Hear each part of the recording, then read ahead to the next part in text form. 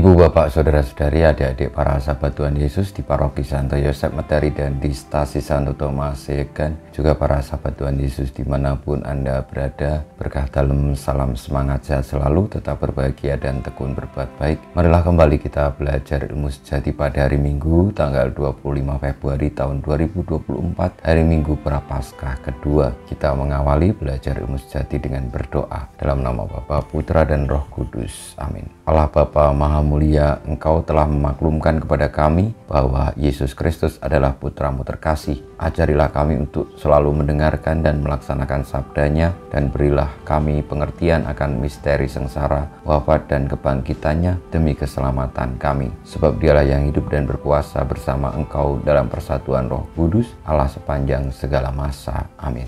Para sahabat Tuhan Yesus terkasih, kita akan belajar ilmu sejati dari Injil Yesus Kristus menurut Markus bab 9 ayat 2 sampai dengan 10.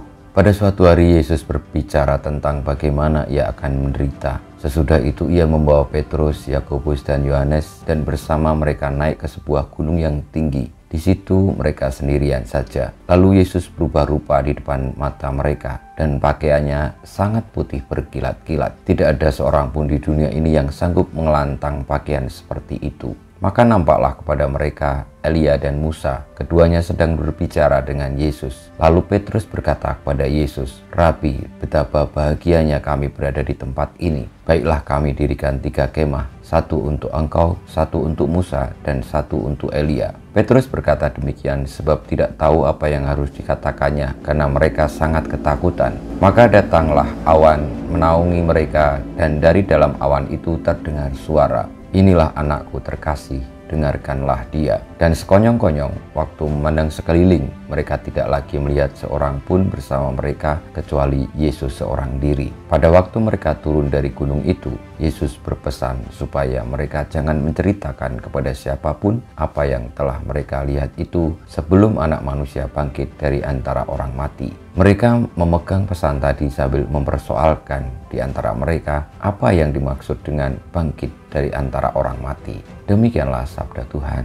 Terpujilah Kristus. Saudara-saudari, Bapak, Ibu, adik-adik yang terkasih di dalam Tuhan Yesus, peristiwa Tuhan Yesus menampakkan kemuliaannya di atas gunung yang disaksikan oleh murid-muridnya Petrus, Yakobus, dan Yohanes yang mengubah pakaian Tuhan Yesus menjadi begitu terang benderang, bahkan sampai disebutkan tidak ada satu orang pun yang bisa mengelantang pakaian sehingga menjadi terang putih bersinar. Seperti itu adalah pertanda bahwa Tuhan Yesuslah sumber terang bagi umat manusia. Dialah sabda Allah yang diberikan bagi kita yang sering jatuh ke dalam kegelapan dosa. Maka ketika ada awan menaungi mereka, dan dari dalam awan itu terdengar suara, "Inilah putraku yang terkasih, dengarkanlah dia," menjadi pemakluman bahwa memang Tuhan Yesuslah Allah manusia yang datang di tengah-tengah kita untuk menuntun manusia yang penuh dengan kelemahan dan dosa ini menuju kepada sumber terang, menuju kepada sumber kebaikan, menuju kepada sumber kebenaran, yakni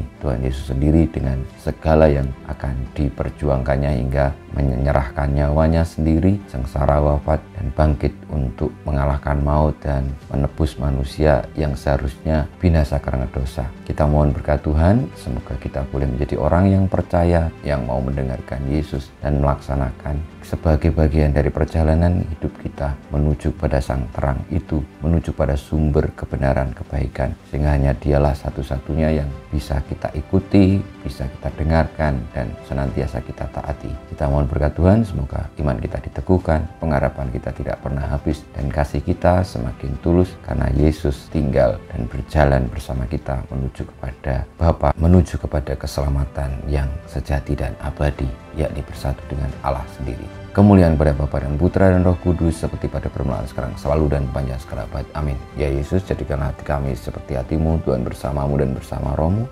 Kita semua di peta perjuangan kita untuk menuju kepada sang terang sejati, Putra Allah yang dikasih, yang membawa kita kepada kebenaran, kepada kebaikan, karena Dialah sumber kebenaran dan kebaikan. Allah yang tinggal di tengah-tengah kita, senantiasa dibimbing, dilindungi, diberkati Allah yang Maha Kuasa, Bapa, Putra, dan Roh Kudus. Amin.